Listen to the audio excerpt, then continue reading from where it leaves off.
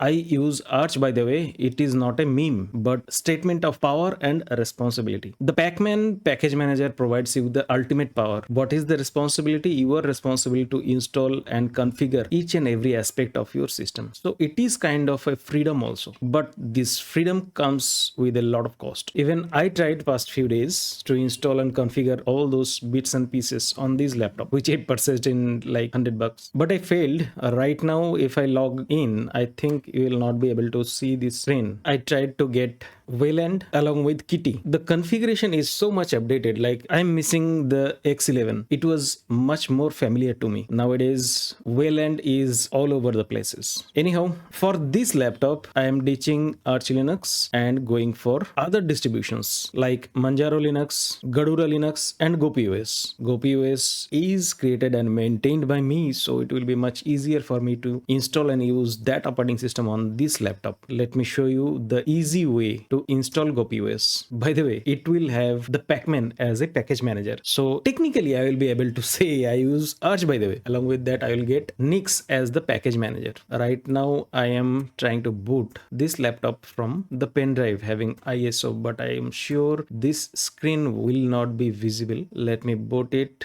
I think after the boot process is done, it will be visible on the extended display itself. Within 1, 2, 3, 4, 5 seconds, I think, yes, the screen is visible. The boot process is just started. And what I like about this GOPI OS installer, the easiness. Like, I just provide some basic information. Rest of all taken care by automated scripts, and I found those scripts are quite stable. See, I select the hard disk. That's it. I provide the username, password, especially for the user, and the GPG key, confirm password, and I'm done. I will just click one yes, and I will leave the existing Arch Linux, and I will have GOPI OS installed. And I think this installer will do all those magic. That means all those installation and configuration magic by itself, and it will greet us with a KDE desktop. I like KDE, that is because it provides a simple GUI with all those tools and baggages I need. What I don't like about KDE, it is quite heavy. If I use i3, SWay, or even Hyperland, it takes around 800 to 900 MB initial RAM without any application. But here I will expect it to consume around 2 GB of RAM. Let's see how the installation goes and how much of resources it takes only for the operating system, along with all those display manager, GUI, KDE, each and every aspect. I think it is going to take a while to install, although it is quite 39%. Let's see how much time it takes.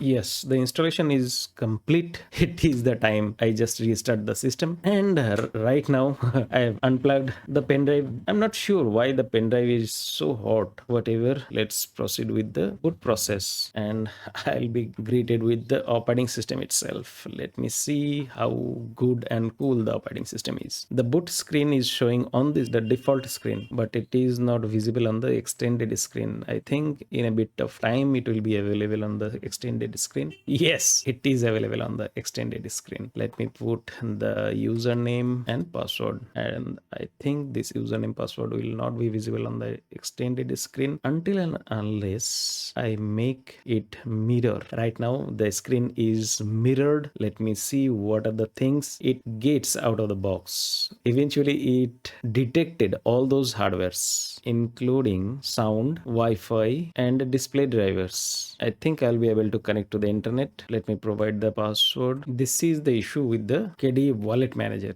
I need to restart this to make work. After the restart, the Wi-Fi connection is working fine, as it had to sync the user password along with the GPG keys. Let me see if it can open the internet. And for the Wi-Fi, the speed seems quite good enough, as the distance is quite long from my laptop to the router. So now, what are the tools this operating system provides provides out of the box. It provides Bluefish editor, Kett editor, Linux installer. I'm not sure why Linux installer, as this piece of operating system itself is a Linux micro editor. I love micro editor, and the Z as the text editor or even code editor. Education, LibreOffice Math. That means it comes LibreOffice as default. Games, chess, graphics, GeoView, and LibreOffice Draw. That means it comes bundled with the LibreOffice itself. Along with that, what we get Chromium, the free and open source one, plus we get the free download manager. Oh wow, in my life I have not seen any download manager that comes close to this piece of software. It was previously available only on Windows, but past few years it is now available on Linux, even on Android and iOS. It comes with Remina, multimedia, OBS Studio, DroidCam, VLC, Office system. That means wow, it comes with Ghosty. Let me see if Ghosty works perfectly fine or not. Yes, Ghosty works fine. As I see,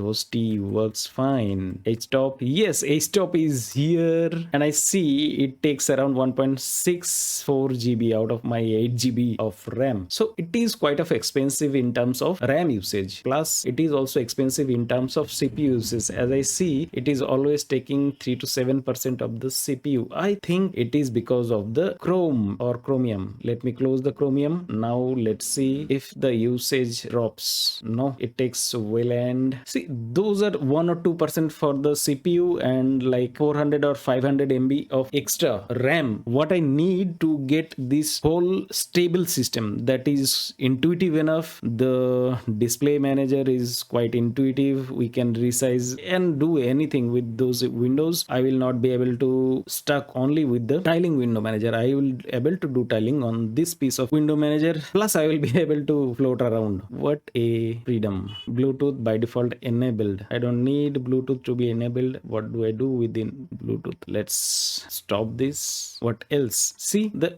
difference, like speed, details, each and every information is so handy. And I have all those software like Dolphin. Even I get a Discover Software Center, and this piece of Discover doesn't come along with the system softwares. It is separate one. And what do I mean by separate? I mean it is connected with the flat hub. That means it will not conflict within your operating system itself. It will be separated by flat hub, and I will be able to install, update each and everything with peace of mind, like my system will not break. That's how this piece of operating system becomes so much stable and confident to use. If I see terminal, like terminal is also there, but for KDE I think it uses another terminal. I forgot the name.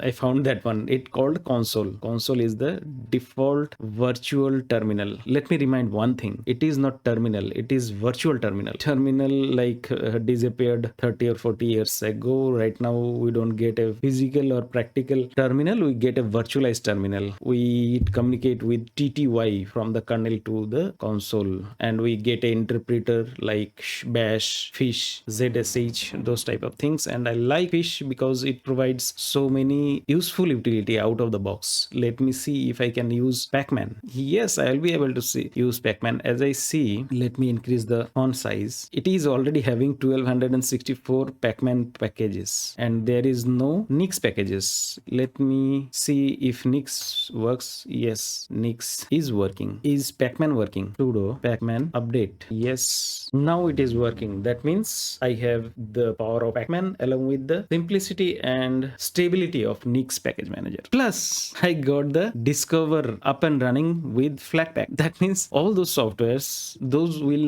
not become a part of the dependency hell. I think you know what I mean. Like dependency hell, no operating system user wants to experience a dependency hell. Let me see if there is any update. There is no update. See, it is around 3 or 4 months old operating system having Arch on the bottom. Still, there is no update. That means how stable this operating system is. And if you want to upgrade any specific bits or specific tools, you can have separately using Nix or even other tools like AppImage. BTOP is also here. I see only 6%, 4% uses CPU usage. That means 2% extra CPU usage and like 400 MB of extra RAM usage is there just to get all of this. And the GPU, CPU, all audio, each and every driver is working. working fine. So I think I will go with this piece of operating system on this laptop, and it will be a very aggressive test whether this piece of dual core CPU from like 2 or 3 years back, will this laptop survive my